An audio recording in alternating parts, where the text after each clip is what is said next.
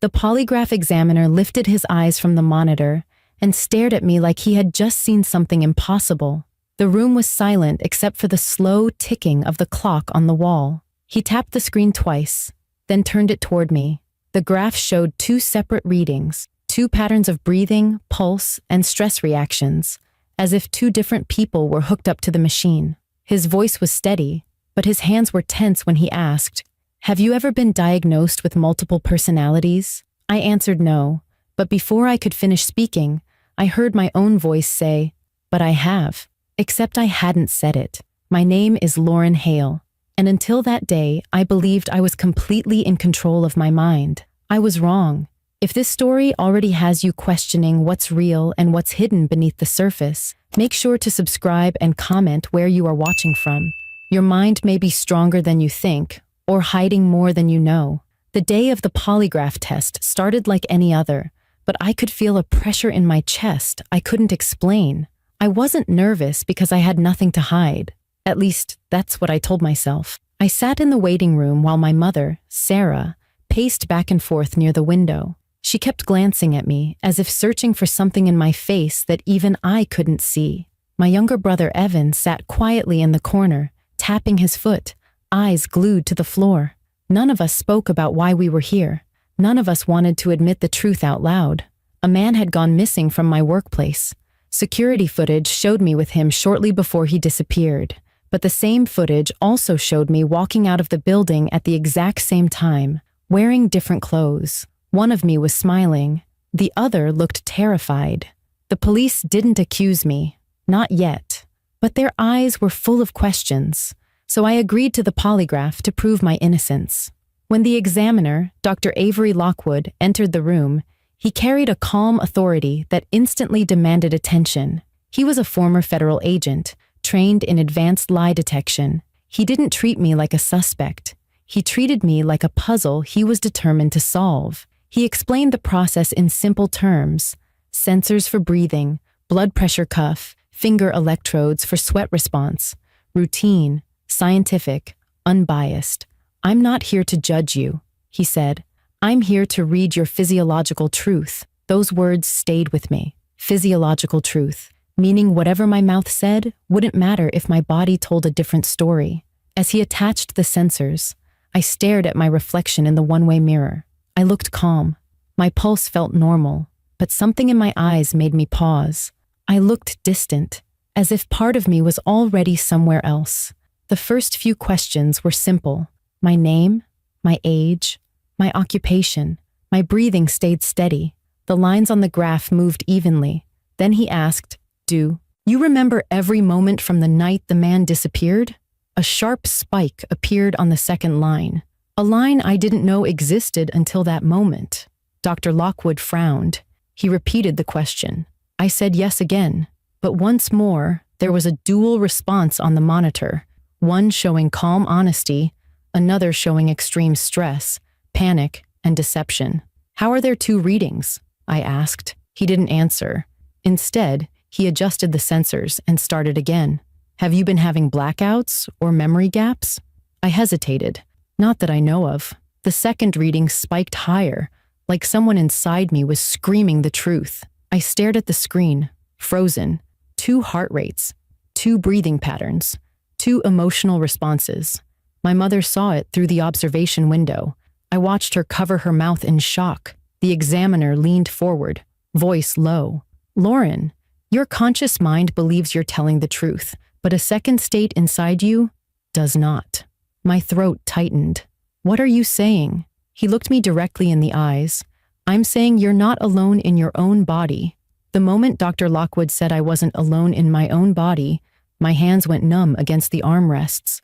The blood pressure cuff on my arm felt tighter than before, as if reacting to something inside me I couldn't see. I tried to hold on to calm logic, telling myself a technical glitch or machine malfunction was the reason behind the dual readings. But when I looked at the monitor, I saw 2 distinct breathing rhythms. One was mine, slow, steady, measured. The other was sharp, irregular, almost frantic, like a trapped animal. Dr. Lockwood spoke slowly so I could process. Your brain is displaying two separate autonomic responses at the same time, Lauren. That only happens when there is a dissociative split, when one part of the mind is reacting separately from the conscious self. His words should have scared me, but instead I felt a strange sense of familiarity, like hearing a song I couldn't remember learning, but somehow knew by heart. I opened my mouth to tell him I had never been diagnosed with any disorder, that I had never lost touch with reality. But before I could speak, my chest tightened and my vision blurred. A whisper echoed in my ears, a whisper that sounded exactly like my own voice, but darker, more certain. It said, "Stop talking." Dr. Lockwood saw the change instantly. His eyes narrowed. "Lauren, something is triggering an alternate response. I need you to focus. Do you ever lose track of time? Do you wake up in places without remembering how you got there?" I shook my head quickly, but my own denial fell flat. I had been waking up at odd hours, walking into rooms with no memory of why I went in. My brother Evan had found me standing in the hallway one night at 3 a.m., staring at a blank wall. And once, he claimed I had looked at him and said, "We're not ready," in a voice that didn't sound like mine. I thought he was joking. Now I wasn't sure. Dr. Lockwood moved to the next set of questions, the ones related to the missing man. "Were you with him the night he disappeared?" he asked. I answered no. The calm line on the monitor stayed flat, but the other line spiked violently. Dr. Lockwood didn't react, just asked the next question. "Do you know what happened to him?" I opened my mouth to answer, but before I could speak, my voice came out without my control, low and firm. "He deserved it." My blood went cold. That wasn't me. I hadn't even formed a thought. Dr. Lockwood's eyes widened slightly, but he didn't back away. "Who am I speaking to right now?" he asked. I tried to say my name, but nothing came out. My mouth opened, but my own voice wasn't available to me. In its place came a quiet laugh. My laugh, but wrong. It sent a chill through the room. "She doesn't understand yet," the voice said. "But she will." I felt my body stiffen, my muscles locked as if under someone else's command. My breathing changed to match the second reading on the monitor. Shallow, quick, agitated. Dr. Lockwood leaned forward, his tone calm but firm. "You're safe here. I need to speak to the part of you that knows what happened that night." My head turned slowly toward him, and I could feel tears streaming down my cheeks even though I wasn't crying. The voice spoke again. "Lauren is innocent. That's why I took over." The words hung heavy in the air. Inside my mind, panic erupted. I screamed internally, "Get out of me!" But it was like shouting underwater. Dr. Lockwood turned to the observation window where my mother was watching. She was crying now, shaking her head, mouthing, "I'm sorry," over and over again, as if she knew exactly what was happening. The examiner returned his attention to me. "How long have you been protecting her?" he asked. The voice answered immediately. "Since the first time he hurt her." My heart dropped. Images flickered through my mind like broken film, hands grabbing my wrists, a locked room, muffled shouting, but the memories vanished before I could grasp them. My breathing quickened. The voice inside me started to fade. Then suddenly I was back in control, but not the same as before. My body shook violently. "What did I say?" I asked, terrified. Dr. Lockwood didn't answer immediately. He turned the monitor back around, showing me the two readings again, both still active, like two lives running side by side. "Lauren," he said softly, "you are not imagining this. Something inside you knows more than you do, and if we don't uncover the truth, it won't protect you forever. It may take control completely." In that moment, I realized something terrifying. The enemy wasn't just outside of me, it was inside. Dr. Lockwood paused the test and gently removed the sensors from my fingers, as if afraid any sudden movement might provoke whatever had just spoken through me. The room felt too small, too warm, yet a coldness lingered under my skin, spreading through my veins like ice water. My mother rushed into the room, her face pale, eyes swollen with fear. She grabbed my hand, whispering, "Lauren, you need to stop this. We have to go." But something inside me refused to leave. For years, I had felt something was missing in my mind, like my memories were a book with whole chapters torn out. I looked at my mother and asked, "What happened to me when I was a child?" She froze, her grip tightening. She whispered, "I prayed you would never ask." Dr. Lockwood intervened before she could say more. "We need to continue," he said. "Not with a standard polygraph, with a dissociative identity protocol." My mother tried to protest, but I raised my hand. "I'm not running from this anymore." I turned to Dr. Lockwood and told him I wanted to speak directly to the voice inside me. If it was hiding something, if it had been protecting me, then I deserved to know from what. Dr. Lockwood dimmed the lights slightly, not to be dramatic, but to calm the nervous system response. He attached a different set of sensors, monitoring brainwave activity in addition to breathing and heart rate. The screen now showed 2 sets of brainwave patterns, faint but distinct. My mind was no longer one signal, it was split. Dr. Lockwood spoke gently. "Lauren, I want you to close your eyes and answer my questions silently in your mind. If another identity is present, it will respond in its own way. We're giving it permission to speak." My mother held my hand tightly as I closed my eyes. He began asking questions about my childhood, about places I had forgotten. When he asked, "Do you remember the house on Willow Creek Road?" My body stiffened. I had no conscious memory of such a place, yet a picture formed in my mind. Blue shutters, a red door, tall grass in the backyard. I whispered, "I don't know that house." And yet the other voice in me responded out loud, "Yes, you do." My mother gasped and let go of my hand. Dr. Lockwood leaned forward. "Who are you?" he asked. My mouth opened against my will. "I am the one who remembers." I tried to regain control, but the more I fought, the more my muscles locked, as if I were no longer the one giving my body instructions. Dr. Lockwood remained calm. "Why are you here?" The answer came quickly. "To keep her safe." I felt tears escaping my eyes as I whispered, "Safe from what?"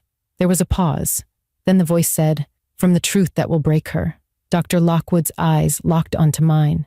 "We need you to show us." The voice answered, "Only if she's ready." My pulse pounded in my ears. I took a shaky breath. "I am ready." The lights in the room flickered. My chest tightened, not from fear this time, but anticipation. My head tilted back slowly as unfamiliar words came from my mouth, not in a threatening tone, but in a tone filled with pain. They hurt us. When she was little, no one believed. So I believed for her. I came to hold the pain so she could grow. My breath hitched as images began flashing in my mind, memories of the missing man from my workplace, but not as a stranger, as a face I had seen long before, a face connected to my childhood, someone who had once lived in that house on Willow Creek Road, a family friend, someone who should have protected me. My stomach turned as the truth surfaced, raw and undeniable. I wasn't being haunted by a stranger within me. I was being shielded by a protector who had taken on my suffering so I could survive. Dr. Lockwood spoke softly. "Lauren, your alter isn't trying to harm you. She's trying to help you remember what was done to you so you can finally end it." My own voice finally returned as I whispered, "Then show me everything."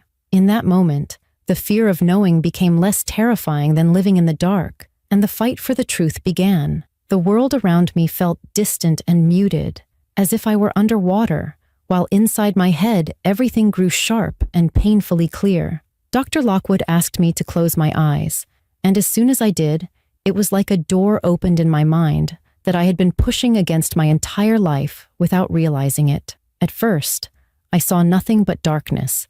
Then slowly shapes began to emerge, memories forming in fragments I could finally grasp.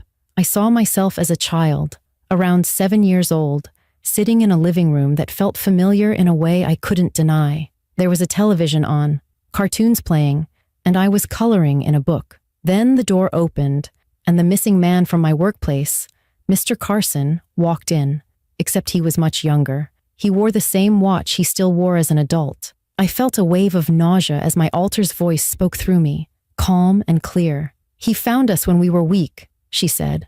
My breathing quickened. Dr. Lockwood's voice was steady, guiding. "What is happening?" The answer came not from my conscious mind, but from the part of me that had stayed awake during the years I had slept. "He told us it was a game," the voice said. "We didn't understand." I began to tremble, and my mother, standing nearby, sobbed quietly.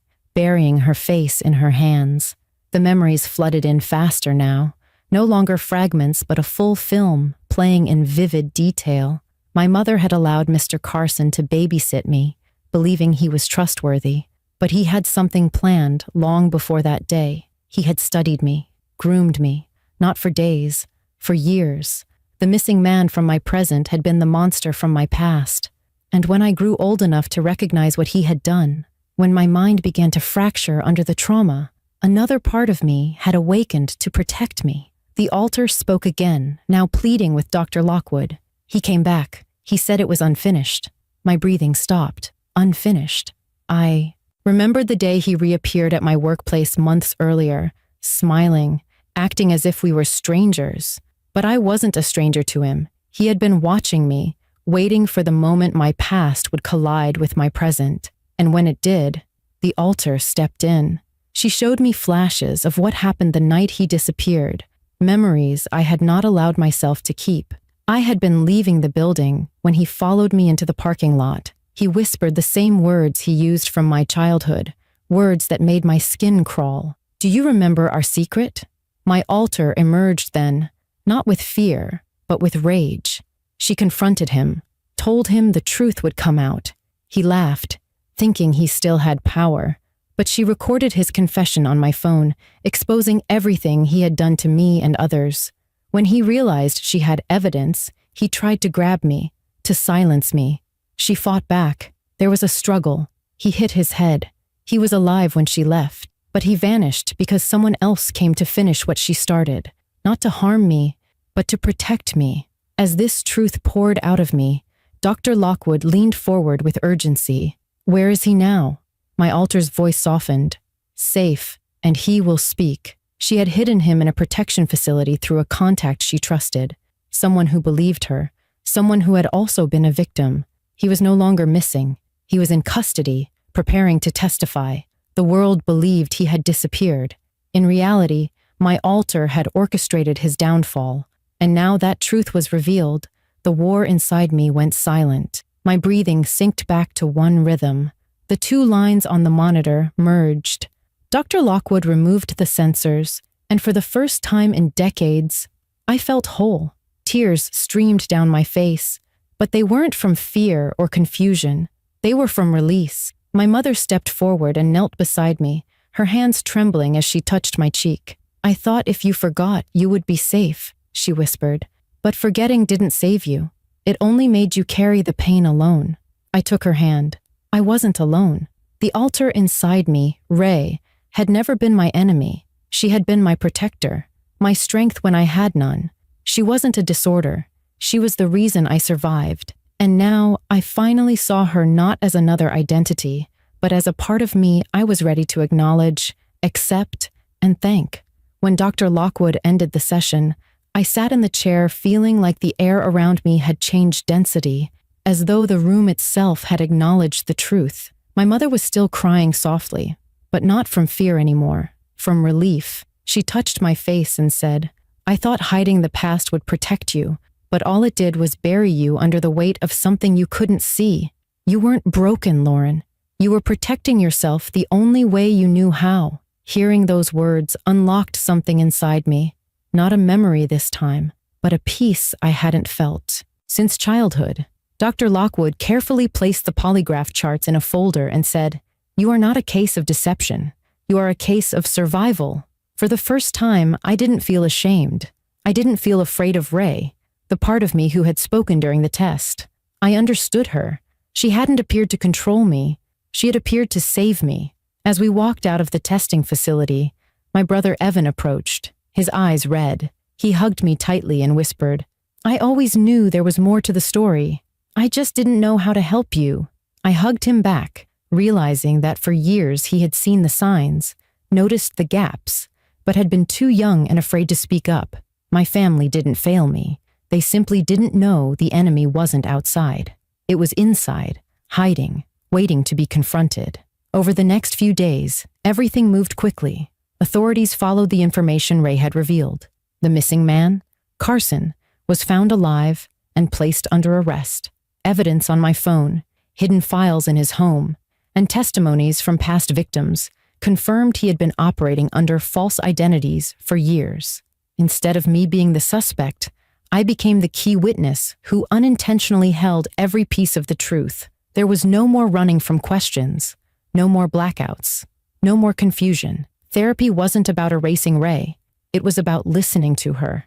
For the first time, I sat in a therapist's office not to fix myself, but to meet myself. My therapist asked, "Do you want to integrate Ray completely or learn to coexist?" I paused before answering. She isn't a stranger. She is me, the version of me who never gave up when I did. Healing didn't happen in one breakthrough. It happened in the small moments, like the first night I slept without waking up in panic, or the first time I looked in a mirror and recognized the woman looking back, not as a victim, as someone who survived by any means necessary. I began journaling, documenting memories as they surfaced, not to relive the pain, but to reclaim my life. My mother, Evan, and I visited the old property where it all began. The house was gone, torn down years ago, replaced by a park. Children played in the grass, laughter echoing in the air. For a moment, I closed my eyes and pictured young me sitting under a tree, afraid and silent. I whispered, "You don't have to hide anymore." And I swear, in the wind, I heard Ray whisper back, "We're home now." As the sun set, I stood with my family, feeling the past release its grip. Ray didn't vanish. She didn't fade. She settled, becoming a part of me rather than a hidden shadow. And that night, before I went to sleep, I walked to the mirror and said out loud, "Thank you for keeping me alive." In the reflection, my expression softened in a way that wasn't entirely mine, but wasn't separate either. It was unity, a truce. I didn't lose myself. I found all of me. And as I turned off the light, I finally understood that healing isn't about forgetting what happened. It's about remembering who you became because of it. And for the first time in my life, I wasn't afraid of my own mind. My story didn't end with a diagnosis. It began with the truth. If this story opened your eyes or touched something deep within you, make sure to subscribe and comment where you're watching from, because the mind holds more power than we realize, and your voice may be the one that helps someone else find theirs.